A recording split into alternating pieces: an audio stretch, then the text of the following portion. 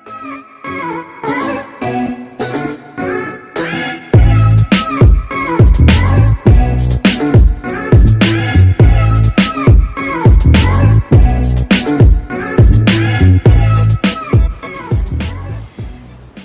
warahmatullahi wabarakatuh. Jumpa lagi di channel Cerita Jarot.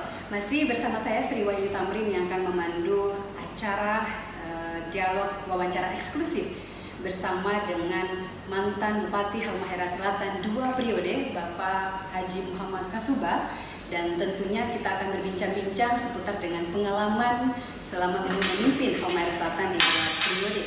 Dan sudah hadir di depan saya, mohon izin Pak Haji, saya ingin memanggil Bupati, Pak Bupati lagi. Masih ada aura-aura itu. Pak Haji, sehat ya? Alhamdulillah. Alhamdulillah ya. Baik, Pak Haji, kita langsung saja. Tentunya masyarakat di Maluku Utara sama mengenal Bapak, tentu di Halmahera Selatan juga. 2 periode memimpin Halmahera Selatan. Apa yang sudah Bapak lakukan dan pengalaman-pengalaman apa saja yang selama memimpin Halmahera Selatan? Ya, jadi yang pertama, Halmahera Selatan merupakan sebuah kabupaten yang cukup luas ya di Maluku Utara dan terdiri dari pulau-pulau, ya, ada kurang lebih 400 pulau, luas wilayah sekitar 42.000 km persegi dan 78% itu adalah laut, ya. Jadi yang 22% adalah daratan. Dia memiliki luas hampir sepertiga dari wilayah keseluruhan Maluku Utara. Dan ini adalah saya kira menjadi tantangan geografis ya, yang pertama dan terdepan, siapapun sebetulnya harus kemudian memimpin daerahnya. Jadi pertama sekali adalah mengidentifikasi karakter wilayah secara geografis, yang kemudian mengidentifikasi karakter demografis. Hasil penduduk juga mungkin terbesar di Maluku Utara. Kalau saya melihatnya ada sekitar 15 sampai 16 latar belakang suku etnis yang diami ini menyatulah sukunya Maluku Utara ini ada di sini di Halmahera Selatan. Identifikasi yang ketiga adalah situasi sosial, tentu pasca konflik, kemudian berdirinya Halmahera Selatan sebagai sebuah kabupaten. Itu 3 faktor yang sebetulnya menjadi latar belakang bagaimana harus mengambil kebijakan-kebijakan dalam mengelola pemerintahan di Halmahera Selatan di periode pertama. Dari sektor pemerintahan, saya melihat wilayah ini terlalu luas. Sementara pemerintahan atau pemerintah harusnya punya kesempatan dapat memiliki akses yang lebih efektif dan langsung kepada masyarakat dengan wilayah yang karakteristiknya seperti ini. Nah, oleh karena itu yang paling pertama waktu itu dari sisi peta wilayah dan bagaimana pemerintahan harus bisa efektif mengelolanya, saya kemudian memutuskan untuk mencoba melakukan pemekaran wilayah kecamatan yang tentunya dahulu dengan memekarkan desa-desa yang tadinya dusun, kemudian kita definitifkan menjadi desa-desa. Dan 170 desa waktu awal ya, saya masuk 173 desa ya, kita langsung memekarkannya menjadi 249 desa. Ada satu ada satu desa transmigrasi Waimili, itu juga sebetulnya masuk ke desa di Halmahera Selatan, akan menjadi bagian dari wilayah Halmahera Jadi dari 175, pertama sekali saya melihat ini harus disebar, ya, disebar. Peran pemerintahan harus bisa didekatkan ke wilayah-wilayah yang memang harus bisa dipastikan segera menangani, ya, karena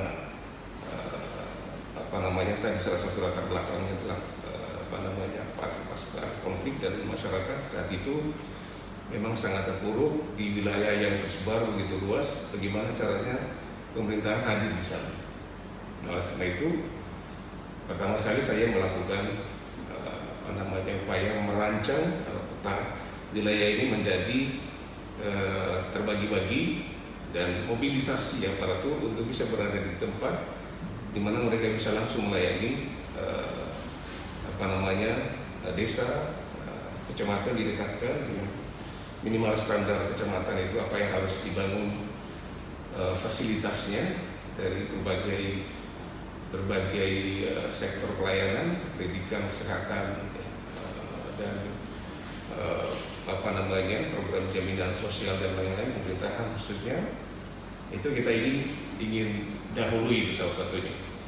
Oleh karena itu jadi 173 desa kita buat jadi 209 desa dan kemudian kita cover dengan menyebar peranan-peranan penyelenggaraan pemerintahan di tingkat kecamatan. Maka kecamatan ada 30, ya, 30 kecamatan membawahi 249 desa yang hampir tersebar di hampir setiap gugus pulau itu. Kita himpun beberapa komponen pemerintahan yang efektif melayani langsung masyarakat yang ada di sekitar itu. Ini bidang prioritas memetakan potensi yang harus diperankan oleh pemerintahan di wilayah yang seperti ini karakteristiknya. Yang kedua, tentunya yang terjadi saat itu adalah situasional, ya, di mana pasca konflik, ya, masyarakat terpuruk, masyarakat kemudian ada di tempat-tempat eksodus, ya, di Sulawesi Utara, di Maluku, bahkan ada di Papua dan sebagainya. Kita berkonsentrasi untuk memulihkan mereka semua, diajak kembali dan bersama kembali, dan kita kemudian melihat prioritas program yang memang cocok untuk bisa menangani situasi masyarakat yang seperti itu. Karena itu kita gagas dengan kebijakan yang kita sebut dengan recovery sosial. Ya. Recovery sosial itu artinya seluruh bentuk kegiatan yang menjamin, ya, terbangunnya basis sosial kembali secara utuh itu harus kita lakukan. Ya. Dengan memaksakan apapun kondisinya, dengan anggaran daerah yang terbatas seperti apapun. Ya, waktu itu saya mengawali pemerintahan dengan APBD hanya 97 miliar, ya, 97 miliar. Dan kita dipaksa melihat kondisi sosial masyarakat yang seperti itu beratnya. Nah, karena itu kita langsung menggelar, ya, tema besarnya recovery sosial. Kita lihat kesehatan harus tersedia kesehatan, bagaimana kemudian masyarakat bisa memanfaatkan kesempatan pendidikan dan kesehatan itu terjangkau dan juga saya kira bisa berkualitas. Maka sejak itu kita berikan pendidikan gratis, kesehatan gratis, kita buka seluruh polindes, puskesmas di 30 kecamatan yang kemudian jadi sektor terdepan untuk melayani masyarakat. Karena keterpurukan itu menjadi problem utama sebetulnya, mereka kemudian sangat berat dari sisi kehidupan. Nah, recovery sosial ini kita nyaris menggagasnya menjadi program satu periode hampir. Jadi 2000-2010 itu memang kita fokus untuk recovery sosial. Karena dengan kondisi seperti itu, maka saya kira basis sosial harus diperkuat. Selesaikan dulu urusan masyarakatnya. Tentang yang urusan-urusan lainnya setelah ini pulih kembali. Jadi alhamdulillah dari berbagai program-program cover sosial itu kita 2010 dianggap daerah yang oleh Menteri Sosial ya, waktu itu sempat datang memberikan satu penghargaan bahwa termasuk wilayah yang paling cepat pulih ya dari sisi penanganan konflik, penanganan sosial dan sebagainya yang juga sangat berat karena multi-dimensi ya yang kemudian dialami. Nah, jadi itulah periode yang saya anggap bahwa periode dengan yang kita sebut sebagai periode recovery sosial. Dan alhamdulillah sampai di akhir periode kita melihat hampir seluruh masyarakat kembali pulih karena dengan kebijakan seperti ada jaminan sosial, kemudian ada pendidikan yang terjangkau dan masyarakat bisa kemudian memanfaatkan untuk bisa belajar dan sebagainya, dan kesehatan juga demikian terlayani. Kemudian ada malaria center yang juga terkenal, kita coba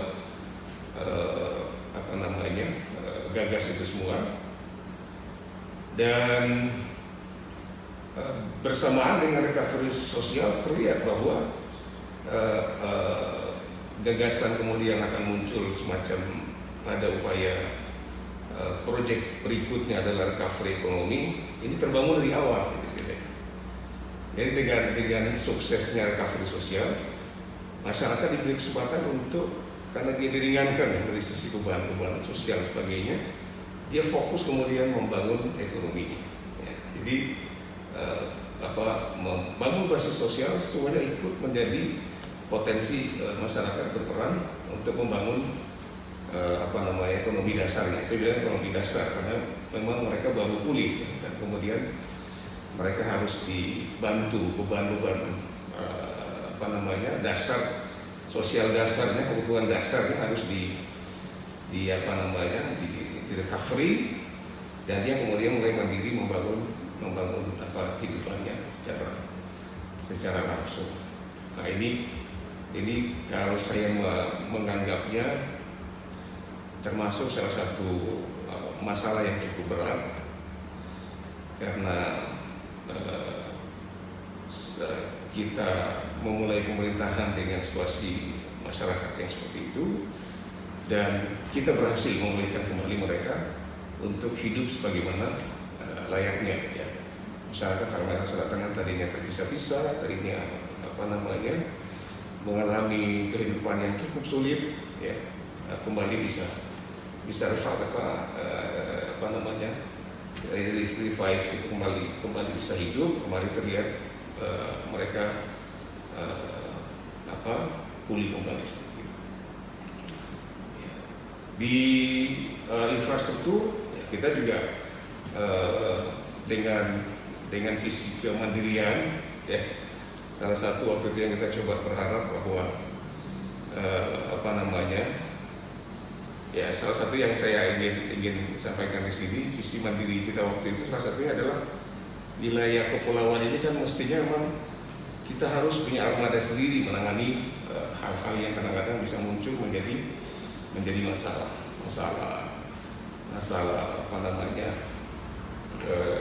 di wilayah yang terdiri dari 78% laut, dan itu memang sempat terjadi saat konflik itu kan seluruh fasilitas transportasi itu kan kemudian tidak ada, dan menangani wilayah tertentu harus dengan berupaya untuk membuat kebijakan sendiri berupa sarana-sarana transportasi laut seperti ini. Nah, dulu mungkin kalau teman-teman di Maluku Utara sudah mengcover jauh dan panjang kasus Halsel Express ya. Itu adalah obsesi yang ambisius menurut saya ya, melihat wilayah yang seluas ini yang memang diharapkan dapat kita jangkau dalam menangani ya, wilayah yang memang cukup tersebar dalam kudus wilayah pulau seperti itu.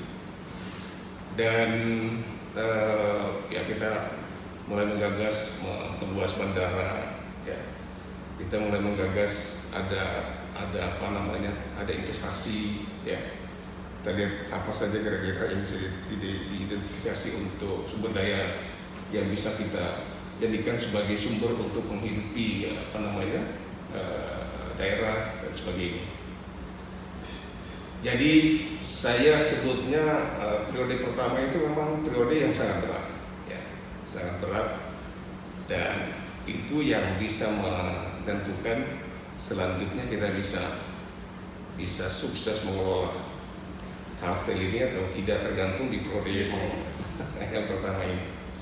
Alhamdulillah setelah selesai satu periode 2005-2010 dan masyarakat ya hampir semuanya bisa terpelikan dengan visi mengantarkan, kan istilahnya waktu itu kita periode pertama kita membuat tagline-nya dengan mengantarkan Halmahera Selatan sebagai daerah kepulauan yang mandiri, sehat, cerdas, maju dan sejahtera, tapi dalam bingkai kebersamaan yang adil.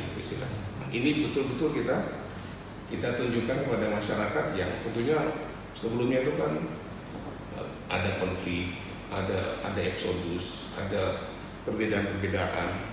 Kita ingin tampil di masyarakat bahwa kita ingin memberi hak, ya, pelayanan dan proporsi seluruh yang menjadi kewajiban pemerintahan kepada masyarakat itu dalam konteks kebersamaan yang ada, dan semua harus merasakan itu, sehingga tidak ada pihak yang melihat bahwa ini ada yang lebih, ada yang kurang, dan itu hanya akan memupuk kembali sebuah potensi besar untuk konflik. Kalau itu yang kita lakukan. Oleh karena itu saya bilang kebersamaan yang adil dalam konteks siapapun yang ada di sini, ya, itu harus memang dilihat sama. Negeri ini milik semua, ya, milik semua golongan, milik semua latar belakang etnis yang menghuni daerah ini, dan pemerintah harus tampil betul-betul wajahnya sama dalam kesan masyarakat bahwa ya pemerintah ini muncul untuk semua. Dengan demikian mereka sendiri kemudian terdorong untuk bisa menjadi bagian dari usaha itu.